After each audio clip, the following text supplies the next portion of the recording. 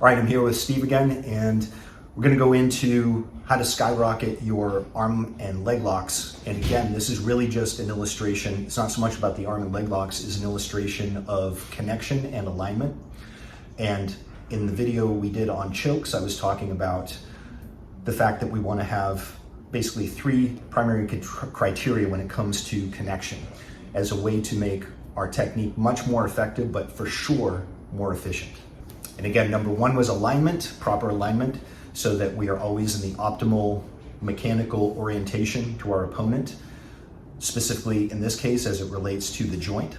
Second, we want to have the ability to always be using our largest muscle groups to create the best possible leverage so we can execute our technique with a minimum of effort, which is also energy conservation, eliminating mechanical inefficiency. And finally, we want to make sure that we're always taking out all of the slack so that we can execute the movement as minimum a movement as possible, which again relates directly to mechanical inefficiency. So let's take a look at a few examples. First, let's look at a basic crossbody arm lock, straight arm bar. So most people know that we want to make sure that we're curling in with our heels and make sure that we are pinching our knees in tight, okay? I want to have the isolation on the head and shoulder line with my leg here. And by pinching, you'll notice what happens to my partner's arm here, right? If I am curling my legs but not pinching my knees, and you just let your arm go here, okay? So from here you see how much slack there is in Steve's arm. The moment I pinch my knees together, watch what happens to the limb that I'm about to attack. See all the slack there? Like it's moving not just a couple inches, but it's moving a matter of like 8 inches, right? That's massive. So that's the isolation on the limb, okay? Then we get into a couple other pieces. So number one, a lot of times people will be leaning a little bit to this side, or they'll be leaning a little bit to this side. When I'm in this standard orientation where both of Steve's arms are in the middle, I want to make sure I am directly aligned across the line of his clavicle, right? Collarbone line. That's the optimal angle. That solves a lot of problems in terms of his ability to create rotation and to potentially sit up on me. Second, when I actually go for the arm here, like this, I'm always looking to get to the end of the lever. Obviously, there's different grip schemes that Steve can use. We can go into specific ways to be able to break those. But from here, if you just clasp your hands together, kind of standing from here, first thing that I want to be thinking of before anything else is, again, so we've already talked about alignment, how do I take all the slack out? So from here, what's often missed is people curl up and start trying to fight your opponent's grip is this, okay? So notice how I'm actually hipping in, my hips are forward, my chest is back, and look at what happens to his grip. See how it's already in combination with the other two actions coming towards me. Now, as I come directly to the end of the lever, it becomes much easier for me to be able to break. All right, now let's look at a standard Kimura from close guard, just a basic one. So from here, a little before and after, just to see a difference. So the first one, I'm going to bring my body up, get my grip on the Kimura, my figure 4. Now from here, Steve, I want you to pull your arm into you a little bit and just resist this, okay? As I try and sit back, I want you to just see if you can keep me from being able to pull this away from your body, okay? So from here, all right. So that was one, okay? Now let's look at a second version, okay? From here, you're going to do exactly the same thing. Wow.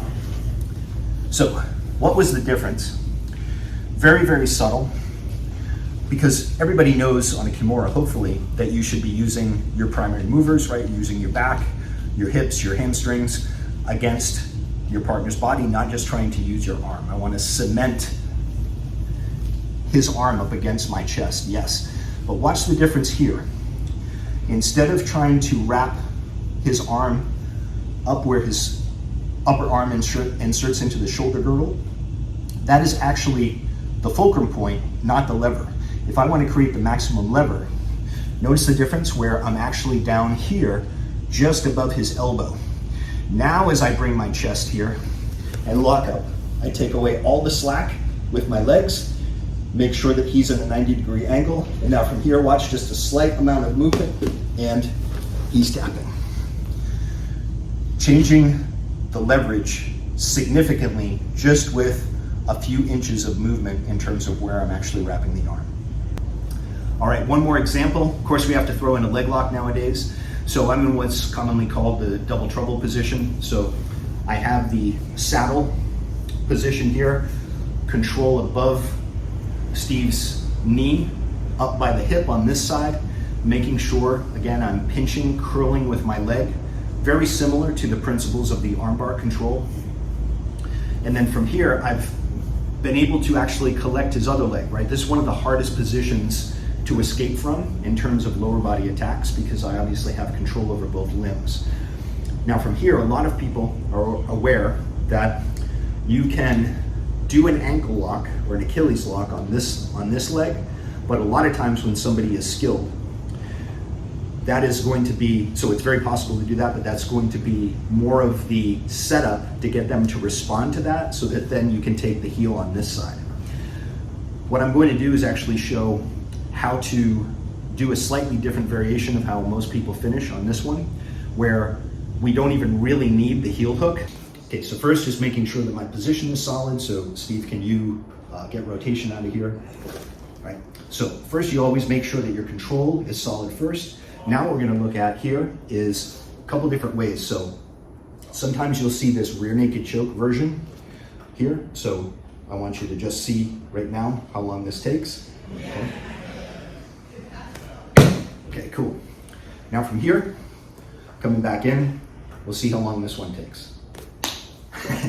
All right, so what was going on there? Again, when you get very good at this, the connection itself almost becomes the submission. So what I'm actually doing is up by the Achilles, I'm just taking a standard grip here. This part is right on the Achilles, but what I'm doing from here while maintaining all my lower body connection is I'm just bringing my palm to face me and I'm flaring my elbow out. Now from here, just a very subtle crunch, bringing my left elbow to my left hip, and there's the submission, okay? So again, thinking in terms of everything we talked about related to those first three principles, and then applying them everywhere for all of your joint locks.